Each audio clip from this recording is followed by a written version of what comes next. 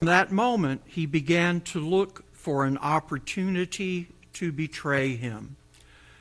On the first day of unleavened bread, the disciples came to Jesus, saying,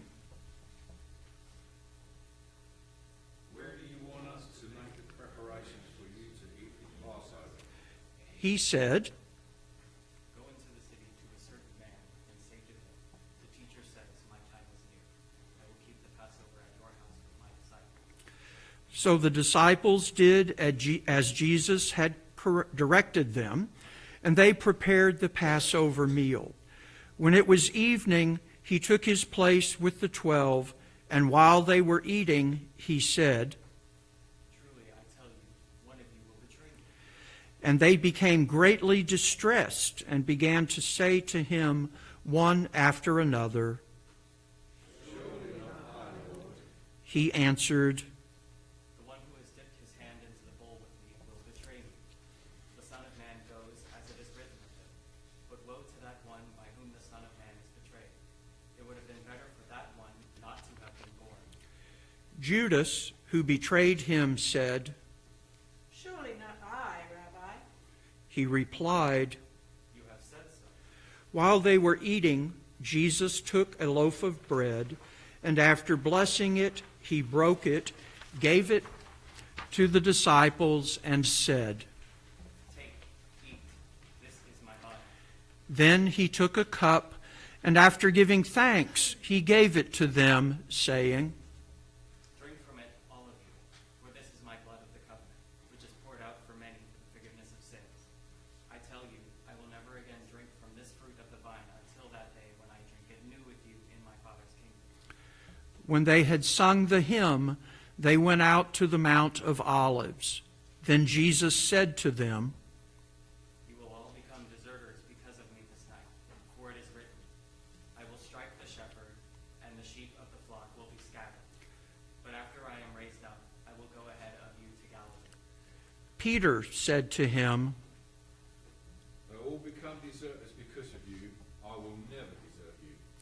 Jesus said to him, "Truly I tell you, this very night before the cock crows, you will deny me 3 times." Peter said to him, Even though I must die with you, I will not deny you. and so said all the disciples. Then Jesus went with them to a place called Gethsemane, and he said to his disciples, "Sit here while I go over there and pray." He took with him Peter and the 2 sons of Zebedee, and began to be grieved and agitated. Then he said to them, "I am deeply grieved, even to death. Remain here and stay awake with me." and going a little further, he threw himself on the ground and prayed, "My Father, if it is possible, let this cup pass from me. Yet not what I want, but what you want." Then he came to the disciples and found them sleeping. And he said to Peter, "So could you not stay awake with me 1 hour?